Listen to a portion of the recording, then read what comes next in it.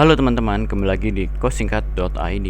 Pada video kali ini kita akan membahas kunci jawaban IPA kelas 7 halaman 44 sampai halaman 46 uji kompetensi 2. Materi interaksi makhluk hidup dengan lingkungan semester 2. Sebelum lanjut, jangan lupa klik tombol like, subscribe, dan aktifkan notifikasinya.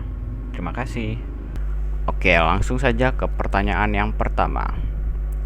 Jika para petani melakukan pemberantasan serangga, apa yang akan terjadi pada populasi padi dan katak? Jelaskan.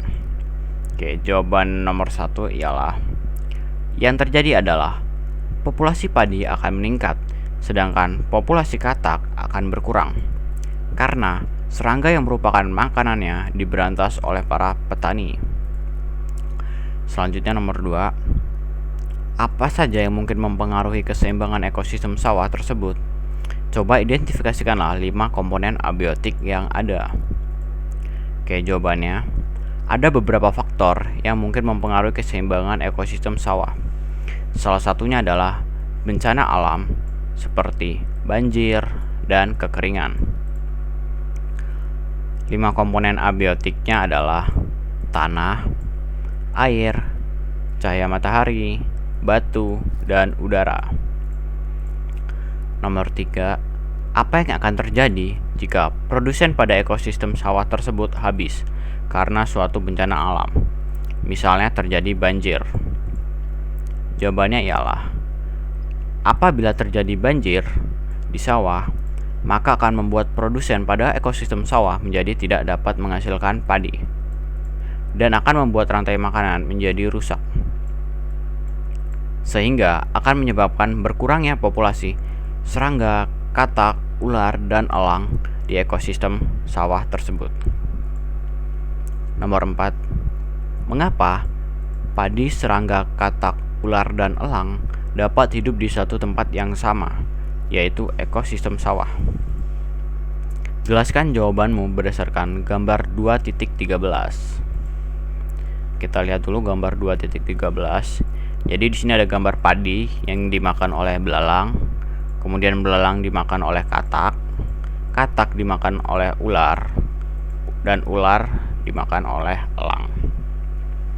Oke, jadi jawaban nomor 4 adalah berdasarkan gambar tersebut membentuk suatu rantai makanan pada ekosistem sawah, yang dimana padi berperan sebagai produsen sekaligus makanan bagi serangga, serangga makanan bagi katak, katak makanan bagi ular, dan ular makanan bagi elang.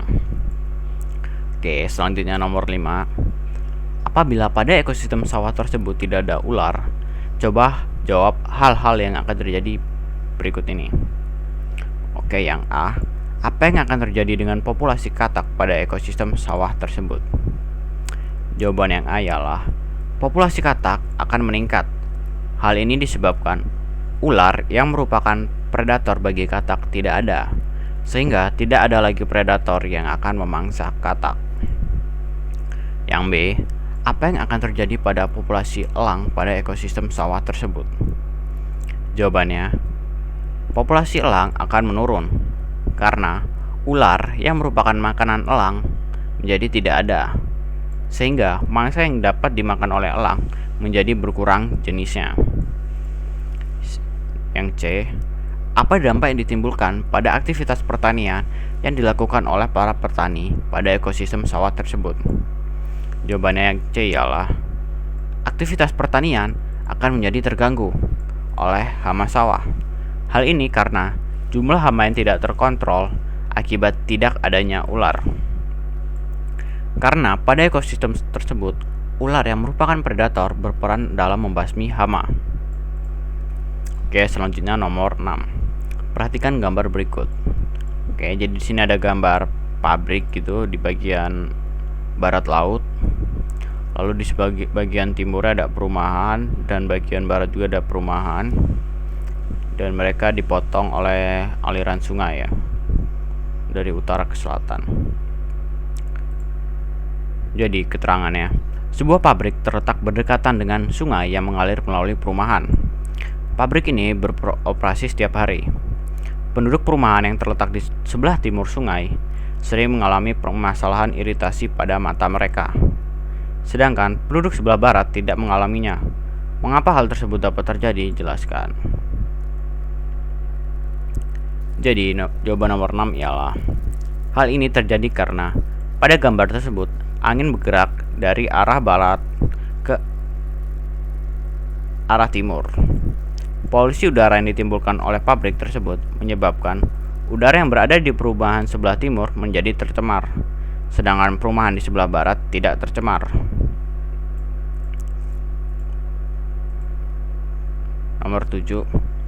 Gambar di bawah ini memperlihatkan contoh saling ketergantungan yang terjadi pada organisme perairan. Sepanjang hari, organisme-organisme tersebut memberi atau memanfaatkan A atau B seperti dalam gambar.